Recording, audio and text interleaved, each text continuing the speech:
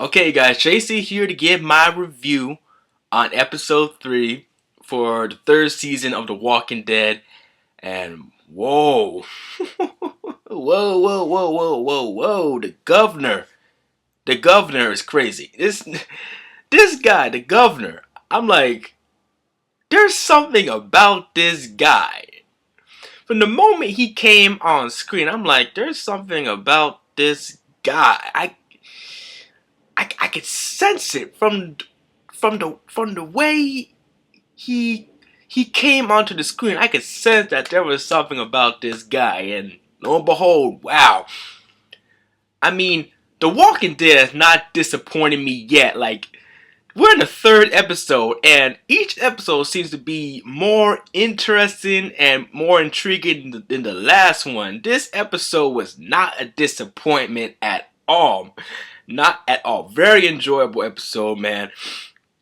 So, the majority of this episode takes place in Woodbury, this little gated community which is pretty much protected from the walkers. I mean, when we first see this community, it looks like it looks too good to be true. I mean, I'm looking at this place. I'm like, this place is too good to be true. I'm like, there has to be some kind of catch. There has to be some kind of catch. And I mean, the suspicions of this place. I mean, there's not that many people in Woodbury, but whoa, man, these it gives off the vibes that what's that movie called? The Stedford Wives. It gave off some Stedford wives vibe, like some weird vibes. So yeah, the beginning of this episode, it starts off with like a helicopter crash. Now, I don't know why this helicopter crashed. I could have sworn I heard some gunshots when the helicopter was in the air. I could have sworn I heard some gunshots, and then all of a sudden you see black smoke and it starts careening downwards, and it crashes. And Michonne and Andrea, they see this from a distance, so they go over there to check out and see what's going on over there. And all of a sudden, these group of guys come over there, and they hide down below in the bushes. And they're scouting around the area, and the way they move, man, the way they operate, these guys don't play. They don't play. Um, Michonne, her pets, her little zombie pets, they start making noises, so she has to kill them. She doesn't kill, she just decapitates them, but she has to take care of them quick, or else they'll be spotted. And lo and behold, who comes up from behind them and sees them right there? Motherfucking Merle. Now, I knew Merle was gonna be this episode, but man, I'm happy to see Merle, man. Well, I won't say I'm happy to see him, but man, it's nice to see him still alive. He's got like this knife attached to like this little, I want to say it's like some kind of glove around his stump, which he uses to kill walkers and stuff. That right there is pretty interesting. So Merle's back, and Andrea, she sees him and she just faints. She just falls out like, she falls out right there. So they take Andrea and Michonne back to Woodbury. Now, from the start, Michonne, you could tell by the way she's looking. She's looking around. She could tell that something is not right. Like, something is up. Something is up. It doesn't sit right with her. I mean, she's asking for her weapons, and they're saying, "Oh, you can have your weapons once you leave the front gate." There's something going on here. She could tell. She could smell it. She could smell that stuff is going on in Woodbury. Straight up. And man, the governor, he's interesting. He's very interesting. I want to know more about the governor because there's this soldier that they got from the helicopter crash that they brought over to Woodbury. And the governor's talking to this guy. And, he said that, he was in a military squad and, the squad got overrun by walkers. And, and the governor says, okay, I'm going to go find your friends. I'm going to bring them back here. And he goes out there to search for his buddies, search for the military guys. And once he finds them, he comes out the car, hands up, saying, I found your friend, he's over at our place, he's safe and sound. And they lower their guns down. He walks up to them, like, oh, I found you too. He pulls out a gun, bam, he shot the guy right in front of him.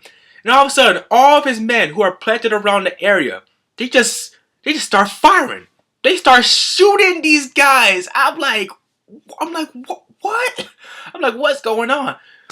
And the guy who he shot, he's dying. He takes his gun and he bashes his head in repeatedly.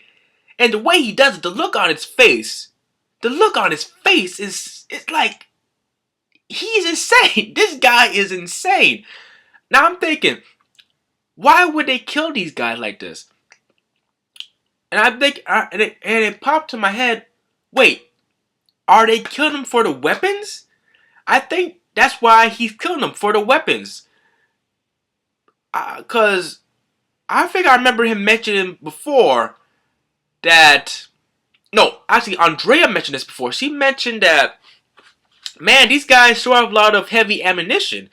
And the governor says, some people find what they can, some stuff has been scavenged and stuff. But I'm thinking, he's killing military guys in the area and taking their weapons on some shit, on some weird, what's the word I'm looking for?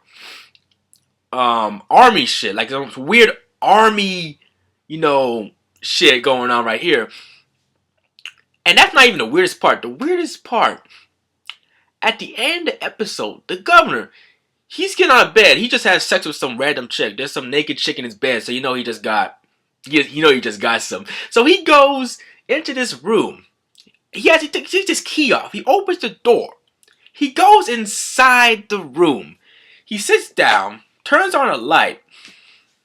He's with there with a glass of, I think, champagne or wine or something. And the camera turns over, and you see these heads, these zombie heads, inside of these fish tanks. I'm like, this guy is fucking insane. I'm like, why would he keep zombie heads inside a fish tank? That is very. He's got a couple screws loose. I'm saying right there. And at the highest fish tank, you see the head of the army guy. I've forgotten. I think it was something Wells, Sergeant Wells. You see his decapitated head inside the fish tank. And I'm like, wow, this guy collects the heads of people he kills. I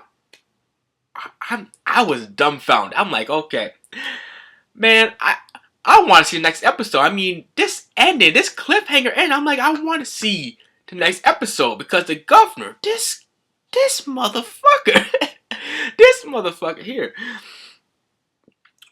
whew,